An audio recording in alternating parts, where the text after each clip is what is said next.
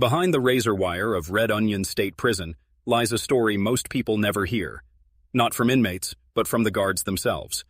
Officers once sworn to enforce order now describe working inside as living in a pressure cooker, where violence lurks behind every door. Tonight, we pull back the curtain on their voices, exposing how the truth inside Red Onion is far more complicated and far more dangerous than the public has ever been told. When Red Onion State Prison opened its gates in 1998, Virginia officials promised it would be the crown jewel of security, a Supermax fortress built to contain the state's most violent and uncontrollable inmates. The facility's design mirrored the philosophy of the time: extreme isolation, heavy surveillance, and segregation units meant to crush gang influence.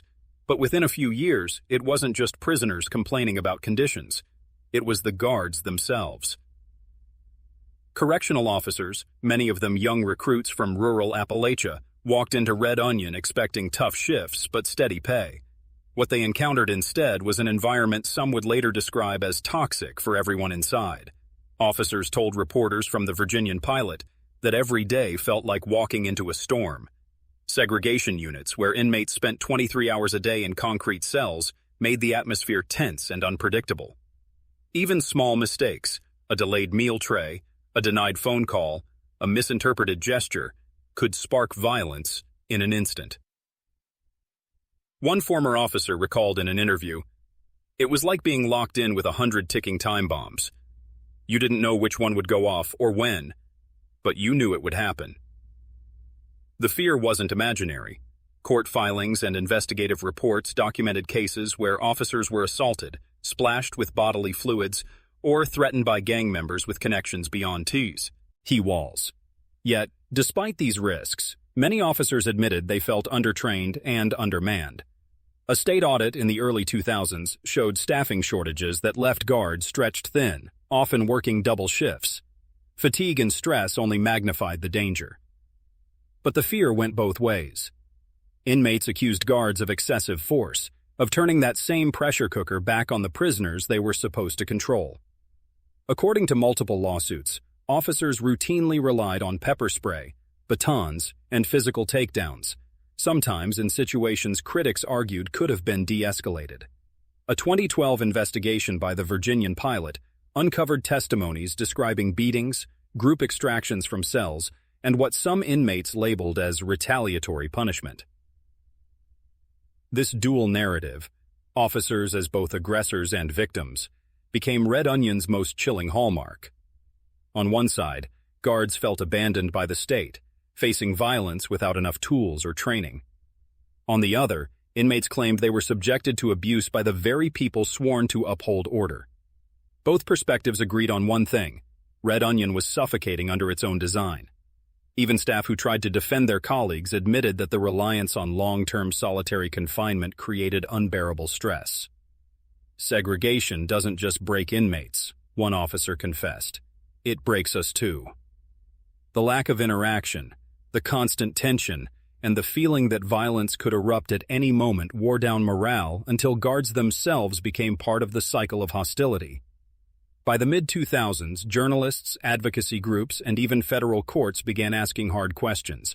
Was Red Onion maintaining order, or was it fueling the very chaos it was built to contain? The guards' voices, rare but raw, revealed that life inside wasn't black and white. It was a daily balancing act between survival, duty, and desperation. The first serious cracks in Red Onion's reputation didn't come from inmates alone. They came from the paper trail. Court filings, investigative journalism, and official complaints began to piece together a disturbing picture of life inside the Supermax. What emerged was a tug-of-war narrative, guards claiming they were outnumbered and under siege, while inmates and advocates argued that those same guards often crossed the line into outright abuse. One of the earliest red flags came in 1999, barely a year after Red Onion opened. Civil rights attorneys filed suits on behalf of inmates alleging cruel treatment in segregation units. The Virginian-Pilot later reported that inmates described being doused with pepper spray for refusing orders, sometimes in cells barely ventilated, leaving them gasping for air. In several cases, inmates said they were sprayed repeatedly even after complying, raising questions about whether the chemical agents were used as tools of discipline rather than last resort measures of control.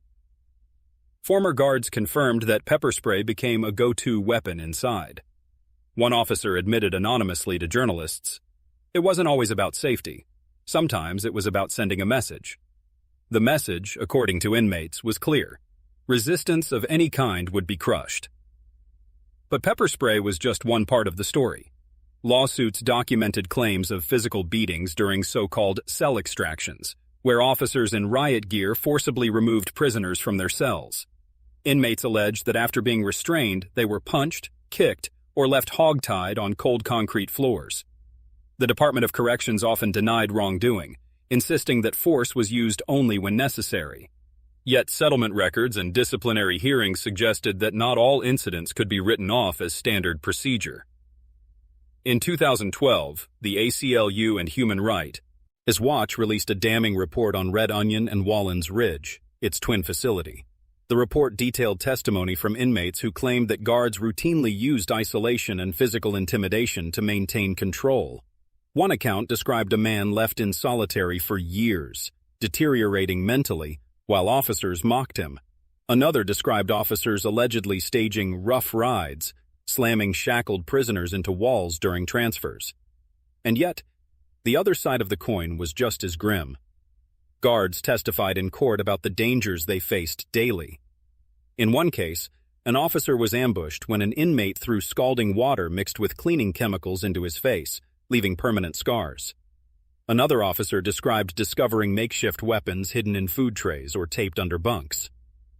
"We weren't working in a school," one veteran guard said. "We were working in a war zone." The tension between these two realities, guards fearing for their lives, inmates fearing for theirs, created an endless cycle.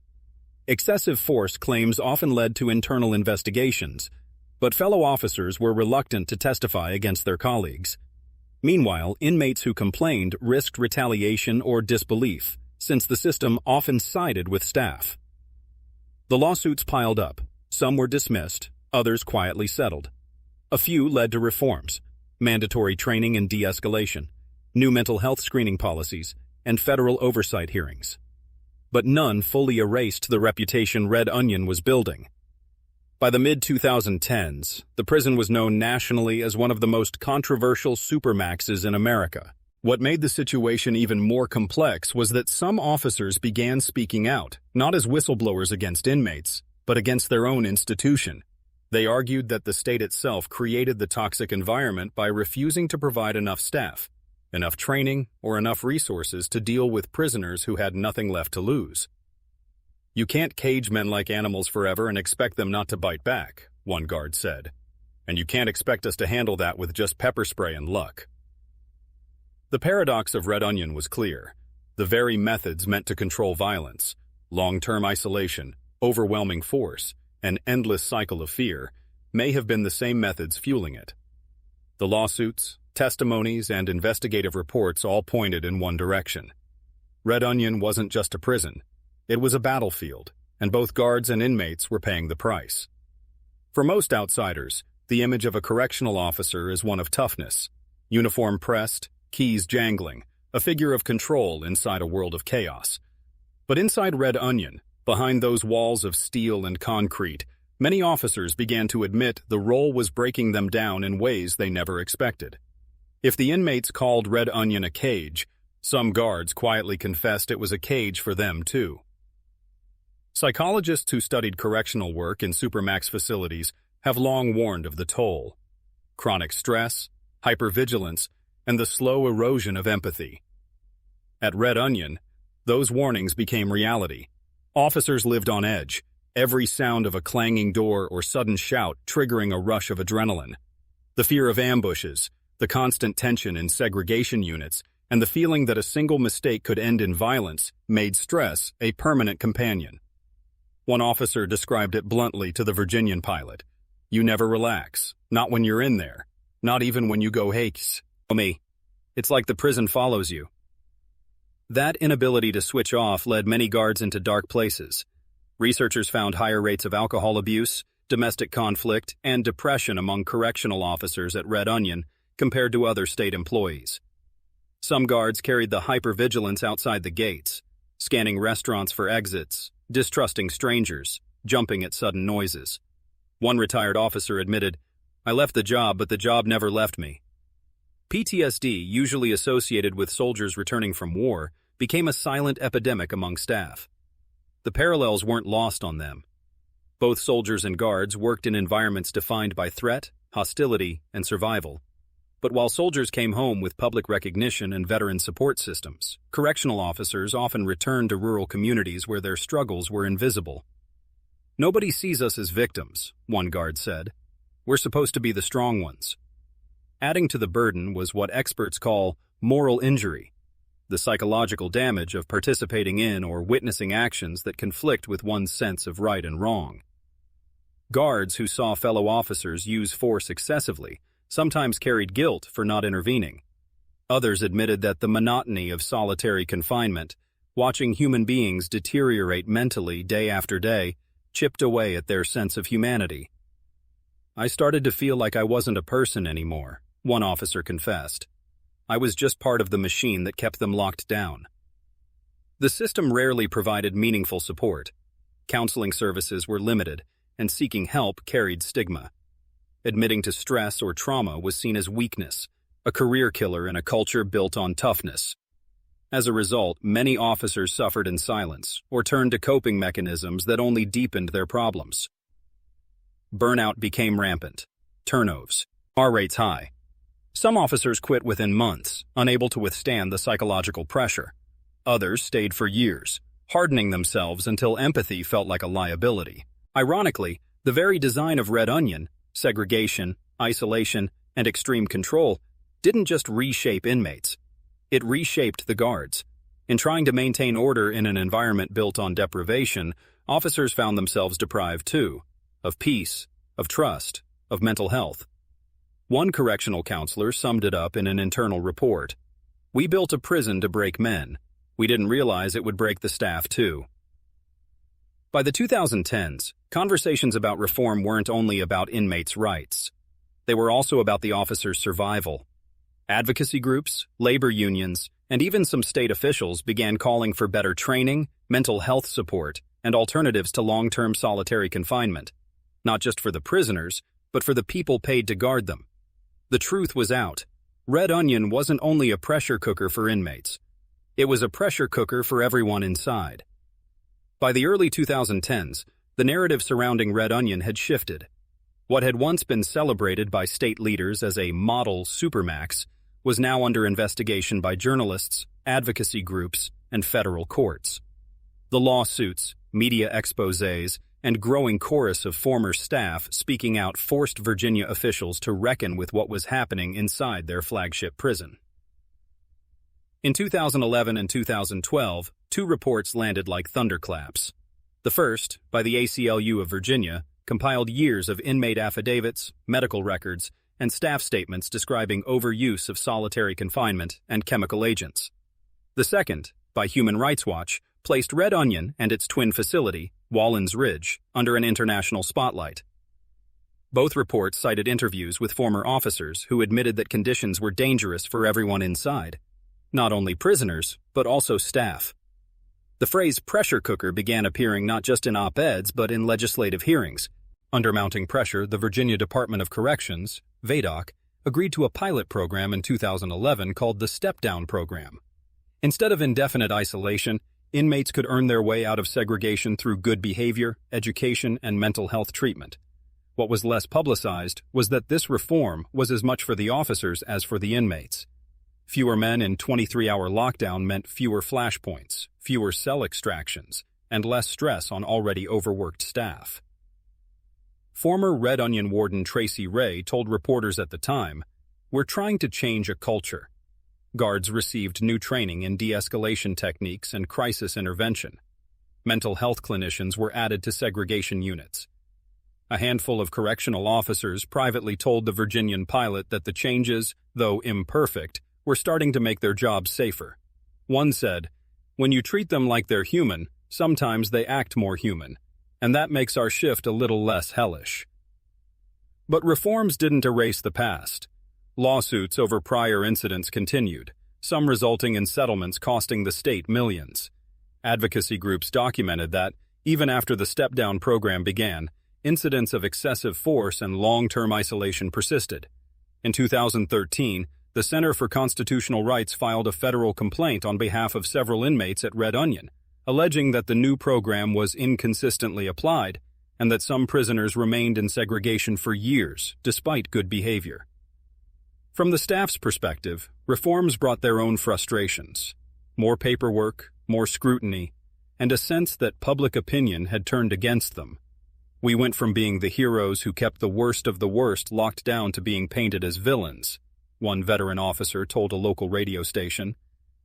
It's hard to keep morale up when you feel below, no matter what you do. This tension between reform and resentment defined Red Onion in the mid-2010s.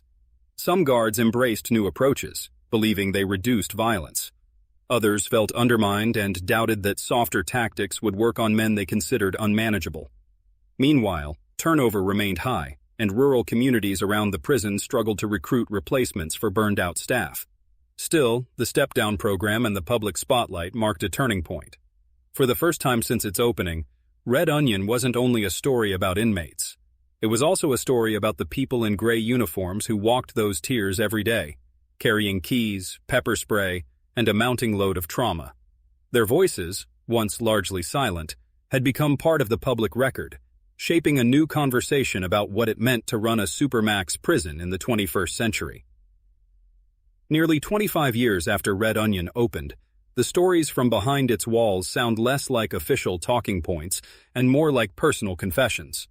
In small-town diners and over anonymous phone calls, former officers have begun telling journalists what it was really like to work there. One retired sergeant told the Richmond Times-Dispatch that his first day felt like stepping onto another planet. The isolation pods were silent except for the sound of inmates shouting through vents. You'd think silence would be peaceful, he said, but it wasn't. It was like waiting for an earthquake. Another guard, speaking anonymously to the Virginian-Pilot, recalled learning to walk past cell doors without making eye contact because, if you show weakness, they smell it. Others focused on the small victories. A young officer described how the step-down program gave him a rare chance to see inmates change. I had a guy who hadn't spoken a full sentence to a staff member in years, he said. By the time he got out of SEG, he is in a GED class. That made my job worth it for a minute. But even with reforms, the fundamental pressures remain. Officers still work long shifts.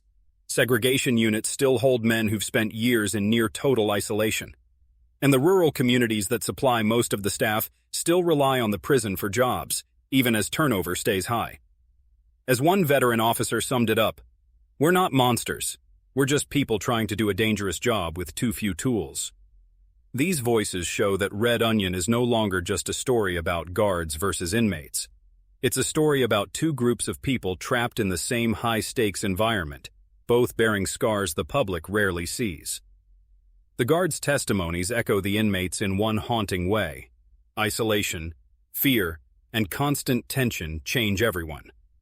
From the day it opened, Red Onion State Prison was meant to be the ultimate answer to violence inside Virginia's prisons. But the testimony of its own correctional officers reveals something deeper, a system that can grind down everyone it touches. Behind the steel doors and fluorescent lights are not just the worst of the worst, but also working-class men and women trying to hold the line in an environment built on deprivation. Their stories, of fear, burnout, small acts of humanity, and sometimes of crossing lines, give us a rare glimpse into the hidden cost of Supermax prisons. They force us to ask whether extreme isolation keeps society safe, or whether it creates cycles of harm that extend far beyond the walls. As the camera fades on Red Onion's gray concrete, one guard's words linger. You can't cage men like animals forever and expect not to be caged yourself. That is the truth behind the walls.